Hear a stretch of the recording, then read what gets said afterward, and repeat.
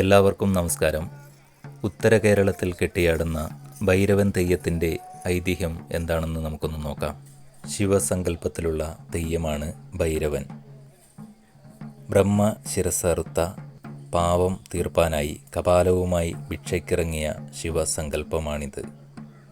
നായയാണ് ഭൈരവൻ്റെ വാഹനമായി കരുതപ്പെടുന്നത്. ദേവാദിദേവനാം മഹേശ്വരൻ്റെ വിരാട് സ്വരൂപം കണ്ടുവെന്ന് ബ്രഹ്മാവ് ഒരിക്കൽ കള്ളം പറയുകയുണ്ടായി. എന്നാൽ ഇതുവരെ ആരും ദർശിച്ചിട്ടില്ലാത്ത തൻ്റെ വിശ്വരൂപം ബ്രഹ്മാവ് കണ്ടുവെന്ന് പറഞ്ഞപ്പോൾ പരമേശ്വരന് സഹിച്ചില്ല. കുപിതനായ കൈലാസനാഥൻ ബ്രഹ്മാവിൻ്റെ 4 ശിരസ്സുകളിൽ ഒന്ന് അടർത്തിയെടുത്ത് ദൂരെ എറിഞ്ഞു.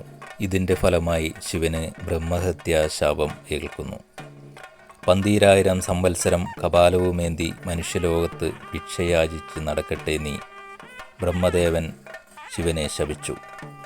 തന്മൂലം ഭിക്ഷാപാത്രമാം കപാലവും കയ്യിലേന്തി പൊയ്ക്കണ്ണും ധരിച്ച് ശരണഗതി തേടി മാനുഷ്യലോകത്തിൻ്റെ മൺപാതകളിലൂടെ സഹസ്രാബ്ദങ്ങളോളം അലഞ്ഞു ഭൈരവരൂപിയാം മഹാദേവൻ. ഈ ഭിക്ഷാടക രൂപമാണ് ഭൈരവൻ തെയ്യമായി കെട്ടിയാടുന്നത്. മലയ സമുദായക്കാരാണ് ഈ തെയ്യം കെട്ടിയാടുന്നത്.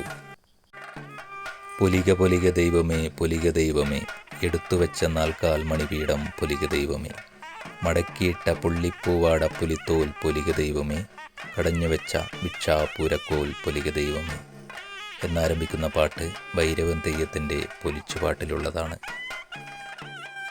കണ്ണൂർ ജില്ലയിൽ ശ്രീകണ്ഠാപുരത്തിനടുത്ത് മാപ്പിനി പുത്തളവൻ തറവാട് പൊട്ടൻ ദേവസ്ഥാനത്ത് കെട്ടിയാടിയ ഭൈരവൻ തെയ്യത്തിൻ്റെ ദൃശ്യങ്ങളാണ് നമ്മളിപ്പോൾ കാണുന്നത്.